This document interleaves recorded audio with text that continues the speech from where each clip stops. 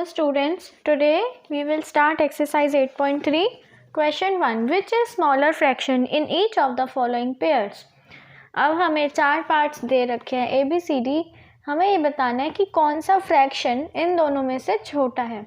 तो सबसे पहले हम सारे क्वेश्चंस में एक चीज़ देख सकते हैं कि डिनोमिनेटर यानी कि नीचे वाले नंबर सब में सेम है. जैसे इसमें भी 7 7 है दोनों के फ्रैक्शन का डिनोमिनेटर, इसमें भी 13 13, 23 23 और 26 26.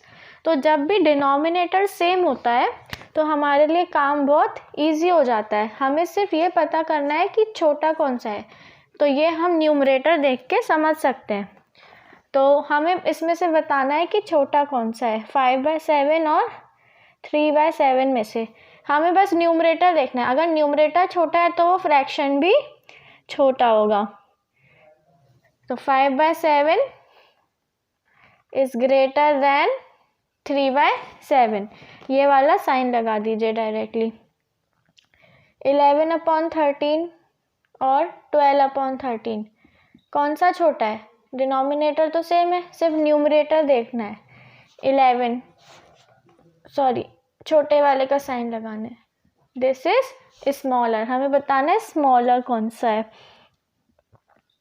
16/23, 12/23. तो दिस इज स्मॉलर और ये ग्रेटर है.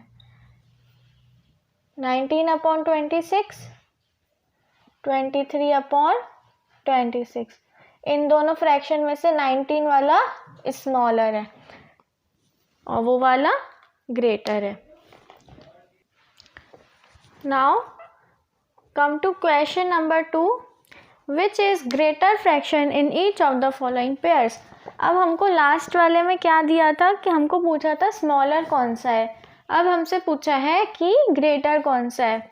अब हम लास्ट क्वेश्चन में क्या था, डिनोमिनेटर मतलब नीचे वाले सेम थे तो हमने न्यूमरेटर देख के पता कर लिया था. अगर न्यूमरेटर बड़ा था तो वो फ्रैक्शन भी बड़ा था. लेकिन इसमें अपोजिट है. इसमें अपोजिट क्या है कि न्यूमरेटर दोनों पेयर्स के सेम दिए हैं. जैसे 7 7, 9 9, 13 13 और 15 15 और डिनोमिनेटर अलग दिए हैं. हमसे पूछा है कि ग्रेटर फ्रैक्शन कौन सा है. अब एक चीज होती है fraction with smaller denominator is greater. Fraction with smaller denominator is greater. इसका मतलब क्या हुआ कि अगर डिनोमिनेटर आपका छोटा है तो वो वाला फ्रैक्शन ग्रेटर हो जाएगा. कैसे? 7/9 लिखा है इधर और इधर 7/11. न्यूमरेटर तो सेम है, न्यूमरेटर दोनों के 7 7 है, लेकिन डिनोमिनेटर किसका छोटा है? ये 9 है. यहाँ पे 9 है, यहाँ पे 11. तो ये फ्रैक्शन बड़ा होगा. डिनोमिनेटर अगर छोटा है तो फ्रैक्शन उतना ही बड़ा होता है. ऐसे ही यहाँ पे 9/10 है और यहाँ पे 9/13. न्यूमरेटर 9 है दोनों का, लेकिन डिनोमिनेटर यहाँ पे 10 है, यहाँ पे 13 है. तो जितना छोटा डिनोमिनेटर उतना बड़ा फ्रैक्शन. यहाँ पे 10 वाला बड़ा होगा ना कि 13 वाला, क्योंकि डिनोमिनेटर में छोटा मतलब फ्रैक्शन में बड़ा. 13/17, 13/18 कौन सा बड़ा होगा?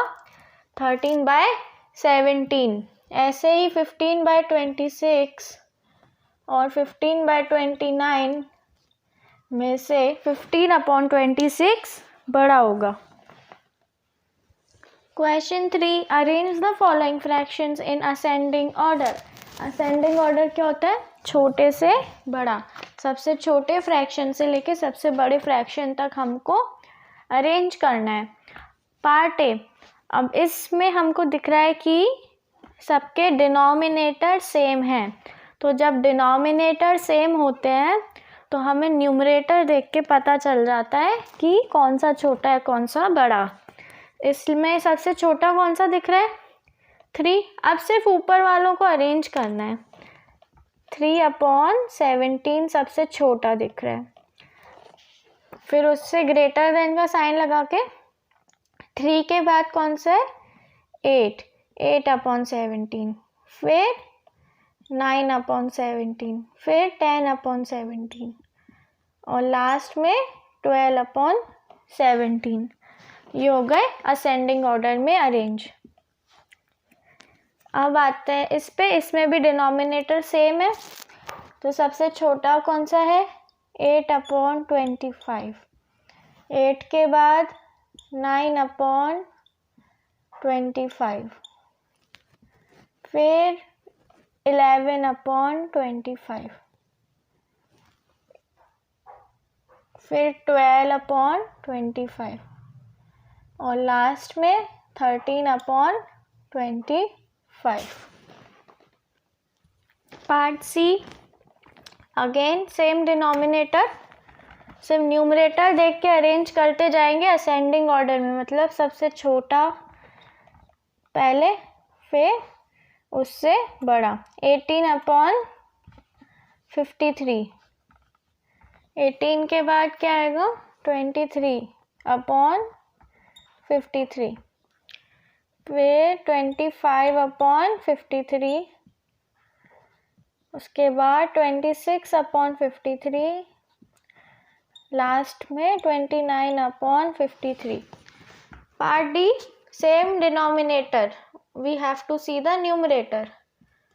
17/61 सबसे छोटा, 17 के बाद क्या आएगा 19/61, फिर 20/61, 23/61, सबसे बड़ा 40/61।